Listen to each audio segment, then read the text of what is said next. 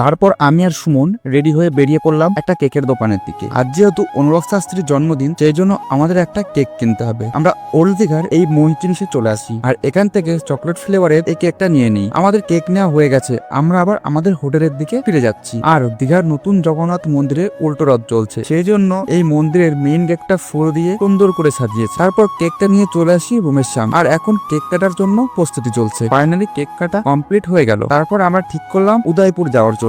সেই মতো আমরা উদয়পুর যাওয়ার জন্য বেরিয়ে পড়লাম। আমরা এখন উদয়পুর এসে পৌঁছলাম, আর উদয়পুরে এসে দেখি এক কাকা তার ডান্স দেখাচ্ছে আর সবাইকে আনন্দ দিচ্ছে। আমরাও কাকার ডান্স থেকে অনেক মজা পেলাম। উদয়পুরে অনেকক্ষণ থাকার পর মনে হলো নিউ দীঘা সি বিচে স্নান করতে হবে। আমরা আবার হোটেলে ফিরে এসেছি, ড্রেস চেঞ্জ করে সি বিচের দিকে যাব। ফাইনালি নিউ দীঘা সি বিচে এসে পৌঁছেছি। এবার আমরা এখানে স্নান করবো। এখন স্নান করার পর মনে হলো আমরা যে হোটেলে আছি সেখানে সুইমিং পুল আছে, এবার সেখানে স্নান করতে হবে। তারপর আমরা সুইমিং পুলে চলে আসি, এবার এসে এখানে স্নান করতে থাকি। তারপর রেডি হয়ে বেরিয়ে পড়লাম দুপুরে লাঞ্চের জন্য। আমরা একটা রেস্টুরেন্টে চলে আসি আর এখান থেকে মাছ ভাত খেয়ে নিই। তারপর আমাদের খাওয়া কমপ্লিট হয়ে গেলে দীঘায় ঘুরতে থাকি।